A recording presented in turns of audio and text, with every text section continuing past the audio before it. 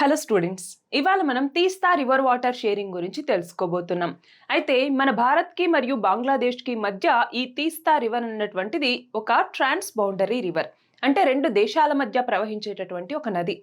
మరి ఈ నేపథ్యంలో అసలు ఇప్పుడు తీస్తా రివర్ అన్నటువంటిది ఎందుకు న్యూస్లో ఉంది, అసలు తీస్తా రివర్కి సంబంధించినటువంటి డీటెయిల్స్ అన్నటువంటి చూద్దాం.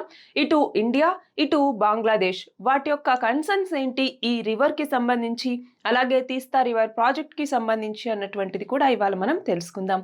సో ఫస్ట్ ఆఫ్ ఆల్ ఏ కంటెక్స్ట్లో మనం దీని గురించి చదువుకుంటున్నాము అంటే చూడండి, బంగ్లాదేశ్ రీసెంట్గా మన భారతదేశాన్ని ఈ తీస్తా వాటర్ షేరింగ్ అగ్రిమెంట్ ఏదైతే పెండింగ్లో ఉందో దానిని ప్రస్తుత సర్కమ్స్టెన్సెస్ దృష్ట్యా మనం సాల్వ్ చేసుకుందాము అన్నట్టుగా అడగటం జరిగింది.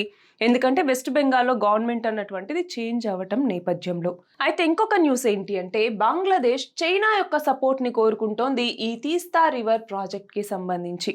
సో మీరు కూడా ఇన్వాల్వ్ అవ్వండి అని చెప్పేసి. మరి చైనా ఎలా ఇన్వాల్వ్ అవ్వచ్చు ఈ ప్రాజెక్ట్లో అన్నటువంటిది కూడా మనం చూద్దాం. అయితే దానికంటే ముందు మనము తీస్తా రివర్ గురించి తెలుసుకోవాలి.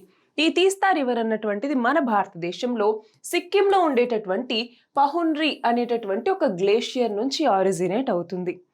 సో సిక్కిం తర్వాత వెస్ట్ బెంగాల్లో సిలిగురి కారిడార్ అన్నటువంటిది ఉంది కదా, చాలా ఇంపార్టెంట్, చికెన్ నెక్ కారిడార్ అని కూడా పిలుస్తూ ఉంటాం.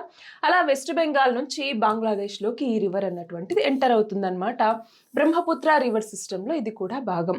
మరి ఇది ఇటు నార్త్ బెంగాల్లో ఇరిగేషన్కి చాలా ఇంపార్టెంట్, అగ్రికల్చర్కి, ఫుడ్ సెక్యూరిటీకి కూడా ఇటు మన భారతదేశంలోనూ ఇటు బంగ్లాదేశ్కి కూడా ఇది చాలా ఇంపార్టెంట్ రివర్, ఈ తీస్తా రివర్ అన్నటువంటిది.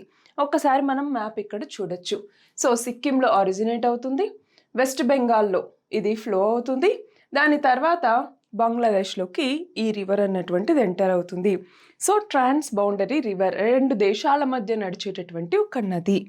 మరి ఇక్కడ చూడండి, 2011లో మన భారతదేశానికి బంగ్లాదేశ్కి మధ్య ఒక అగ్రిమెంట్ అన్నటువంటిది జరిగింది. అప్పుడు పిఎంగా మన్మోహన్ సింగ్ ఉన్నారనమాట. సో ఈయన బంగ్లాదేశ్కి విజిట్కి వెళ్ళినటువంటి నేపథ్యంలో ఒక అగ్రిమెంట్ జరిగింది. దాని ప్రకారం ఇండియా 42.5% నీటిని వాడుకుంటుంది, బంగ్లాదేశ్ 37.5% నీటిని వాడుకుంటుంది. అంటే దాదాపు 80% ఇక్కడ కంప్లీట్ అయిపోతుంది. మిగతా ఏదైతే ఉంటుందో దాన్ని ఎకలాజికల్ ఫ్లో అన్నటువంటిది బ్యాలెన్స్ చేయాలి అన్నట్టుగా దాన్ని ఎవరూ వాడుకోలేదన్నమాట. అంటే వాటి యొక్క అలొకేషన్ అన్నటువంటిది జరగలేదు. అయితే వెస్ట్ బెంగాల్ గవర్నమెంట్ అన్నటువంటిది ఏం చేసింది, ఈ అగ్రిమెంట్ మీద సైన్ చేయలేదు. దాంతో ఇది అప్పటి నుంచి పెండింగ్లో ఉండిపోయిందనమాట. మరి వెస్ట్ బెంగాల్ అంటే ఒక స్టేట్ అన్నటువంటిది ఇక్కడ సైన్ చేయకపోతే ఎందుకు ఈ అగ్రిమెంట్ అన్నటువంటిది కుదరలేదు? ఇది దేశాల మధ్య జరుగుతున్నటువంటి అగ్రిమెంట్ కదా అంటే గమనించాలి. మనకి వాటర్ అన్నటువంటిది స్టేట్ సబ్జెక్ట్లో భాగము. మనకి union list, state list, concurrent list అనేసి ఉన్నాయి కదా, అందులో స్టేట్ సబ్జెక్ట్ లేదా స్టేట్ లిస్ట్లో భాగం అన్నమాట. సో దీనికి సంబంధించినటువంటి నిర్ణయాలు స్టేట్సే తీసుకుంటాయి. సో అప్పటి నుంచి వెస్ట్ బెంగాల్ దీనికి అంగీకరించట్లేదు, అందుకని సిఈ ఒప్పందం అన్నటువంటిది అమల్లోకి రాలేదన్నమాట. సో రీసెంట్గా ఎలక్షన్స్లో ప్రభుత్వం మారింది కదా, ఆ నేపథ్యంలో ఇప్పుడు దీన్ని మళ్ళీ రీకన్సిడర్ చేయండి అన్నట్టుగా మన భారతదేశాన్ని కోరారనమాట. సో వెస్ట్ బెంగాల్ దీనికి ఎందుకు కన్సర్న్స్ వ్యక్తం చేస్తోంది ఈ రివర్కి సంబంధించి అంటే గమనించాలి. సో బంగ్లాదేశ్ ఎందుకు ఈ రివర్ గురించి కన్సర్న్స్ వ్యక్తం చేస్తోంది అంటే గమనించాలి. జనరల్గా డ్రై సీజన్లోకి వచ్చేసరికి వాటర్ షార్టేజ్ అన్నటువంటిది తీస్తా రివర్లో చాలా వరకు ఉంటుంది. సో బంగ్లాదేశ్ వాసులకి సరైనటువంటి నీటి వసతులు అన్నటువంటివి దీని ద్వారా కలగట్లేదు. అలాగే తీస్తా ఫ్లో అన్నటువంటి తగ్గటం ద్వారా అది అగ్రికల్చర్, ఫిషరీస్, డ్రింకింగ్ వాటర్, అలాగే రూరల్ లైవ్లీహుడ్స్ వీటన్నింటి మీద ఎఫెక్ట్ చూపిస్తోంది. మరి ఇలాంటి నేపథ్యంలోని బంగ్లాదేశ్ ఏమంటోంది, ఇండియా అప్ స్ట్రీమ్లో మనకి వివిధ రకాల హైడ్రో పవర్ డ్యామ్స్ నిర్మిస్తూ వస్తుంది, దానివల్ల డౌన్ స్ట్రీమ్ అన్నటువంటిది అంటే వాటర్ డౌన్ స్ట్రీమ్కి వెళ్ళేటటువంటి ఆ కెపాసిటీ అన్నటువంటి తగ్గిపోతుంది, దాంతో మేము ఎఫెక్ట్ అవుతూ ఉన్నాము అన్నట్టుగా ఇప్పుడు బంగ్లాదేశ్ ఏమంటోంది, 50% ఈ రివర్ వాటర్ అలొకేషన్ అన్నటువంటిది మాకు ఇవ్వండి అన్నట్టుగా బంగ్లాదేశ్ అడుగుతోందన్నమాట. అయితే మరి చూడండి, ఎలాంటి హైడ్రో ఎలక్ట్రిక్ డ్యామ్స్ ఇవి నిర్మించింది మన భారతదేశం అంటే తీస్తా స్టేజ్ 3 హైడ్రో ఎలక్ట్రిక్ ప్రాజెక్ట్ అన్నటువంటిది కావచ్చు, అలాగే తీస్తా స్టేజ్ 5 కావచ్చు, 6 అన్నటువంటిది ఇప్పుడు డెవలప్ అవుతుంది. ఇలాంటి ప్రాజెక్ట్స్ అన్నీ దట్టు సిక్కిం ఇలాంటి ప్రాంతాల్లో నిర్మించడం ద్వారా ఏమవుతోంది, అక్కడ ఈ వాటర్ యూటిలిటీ అన్నటువంటిది మనం పెంచుకుంటూ ఉన్నాం. దాని ద్వారా హైడ్రో పవర్ జనరేషన్ అన్నటువంటిది జరుగుతోంది.